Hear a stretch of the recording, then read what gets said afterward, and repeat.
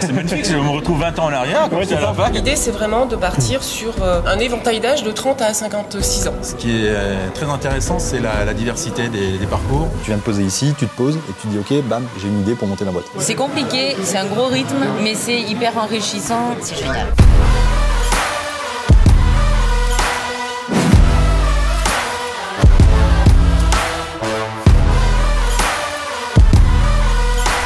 Salut à tous, aujourd'hui on est à l'ESC Clermont Business School pour suivre et découvrir une classe un petit peu particulière.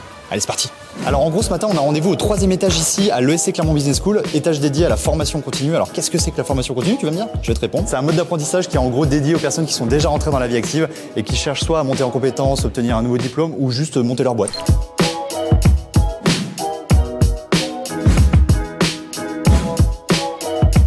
Donc là en gros on arrive dans une classe d'étudiants qu'on appelle d'ailleurs en formation continue des apprenants qui suivent un MBA Executive Master en Management qui est en gros un double diplôme qui délivre un Bac+5 et un MBA accrédité. Là aujourd'hui c'est une journée qui est consacrée au management de la diversité. Vous êtes deux profs. Pour ce type d'expérience, on aime mieux être ensemble. On aurait pu faire 2 tables séparées, mais on trouve que c'est plus riche d'avoir un groupe complet parce que justement pour parler de diversité, C'est un peu plus logique quoi. tout à fait. Qu'est-ce que ça change de donner des cours à une formation continue comparé à une formation initiale? Les stagiaires de formation continue arrivent avec leur bagage, leur expérience. On a beaucoup plus d'échanges et d'exemples et d'illustrations que l'on peut l'avoir sur des étudiants qui sont en Bac+1. Des fois il faut quand même recadrer parce que l'expérience fait que des fois on a beaucoup de choses à raconter et voilà c'est aussi notre rôle parfois d'être un peu des gardiens du temps.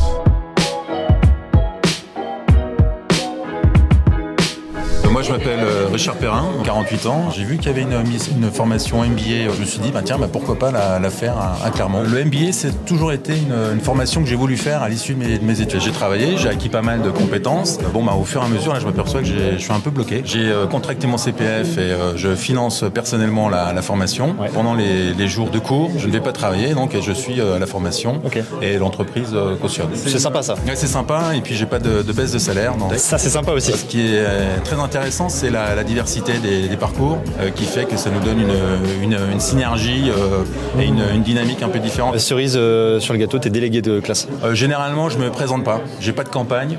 C'est à chaque fois quand je rentre dans la salle. C'est charismatique quoi. Ouais, c'est charismatique. Alors Isabelle, toi t'es conseillère en formation continue. J'accompagne en fait des salariés, des demandeurs d'emploi, des personnes en reconversion qui souhaitent évoluer dans leur entreprise. Tu vas pas forcément aller cibler des étudiants. Au contraire, c'est même le but, c'est d'aller cibler tous les autres que les étudiants. Oui, tout à fait. Voilà, l'idée c'est vraiment de partir sur un panel de profils, un éventail d'âge de 30 à 56 ans. Aujourd'hui, la formation continue sert à ça à l'ESC. Basculer dans un autre univers, se projeter sur un autre univers. T'es pas au milieu d'autres étudiants comme ce qui peut se passer à la fac Exactement. Notamment. Ce sont des classes de 20 personnes maximum qui viennent d'horizons complètement différents. Qu'est-ce que tu as comme formation? Vous pouvez intégrer un parcours de formation Bac+5 qui permet d'obtenir le diplôme de notre école. On peut proposer aussi un executive bachelor, donc c'est un diplôme Bac+3 mais qui est plutôt orienté communication digitale et e-commerce. D'accord. Et puis on a également au niveau du diplômant un master spécialisé en gestion des ressources humaines et innovation managériale. Comment ça se passe pour financer son master aujourd'hui? Certains s'engagent personnellement dans le financement de la formation. La plupart utilisent leur compte personnel de formation, le CPF qu'il faut mettre en œuvre. CPF, ça c'est important. L'entreprise aussi peut aider le collaborateur à financer pour, la formation. Par exemple faire des équivalences de diplôme ou monter juste en compétences. Exactement. Alors petit détail qui a quand même son importance, quand vous êtes en formation continue ici à l'ESC, vous avez les mêmes avantages que la formation initiale, à savoir le Square Lab, l'Info Lab, la café, tout ça. Et là on va aller voir le Square Lab vite fait parce que c'est quand même l'incubateur de l'ESC. Si t'as envie de monter ta boîte, c'est quand même un peu the place to be comme on dit quoi.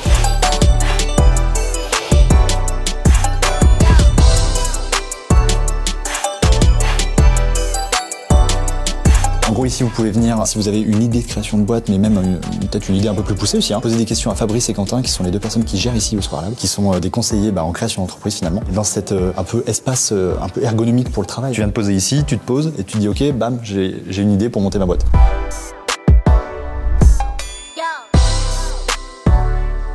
Ok, donc là on arrive à l'Infolab ici à l'ESC qui est en gros l'espace dans lequel vous pouvez venir réviser, travailler globalement dans cet espace un peu joli, ergonomique on va dire. Il y a des espaces tu vois un peu partout pour bosser.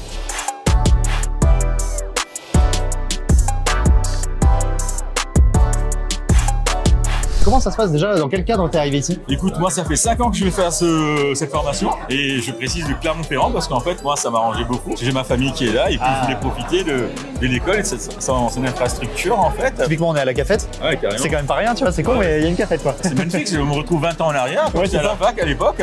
C'est assez marrant parce qu'en fait je me retrouve avec des personnes un peu de mon âge. Aujourd'hui je fête mes 42 ans. Bah, bon anniversaire. Merci. C'est vrai. Avec une équipe super, avec des gens super sympas et puis franchement je tombe super bien. Amandine, 37 ans, je reprends mes études en formation continue à l'ESC. En parallèle, le travail, la vie de famille. On a rajouté ça à ma vie. Ouais, tu t'es dit, Voilà. elle est trop facile ma vie, je vais prendre les études quoi. C'est ça. C'est compliqué, c'est un gros rythme, mais c'est hyper enrichissant.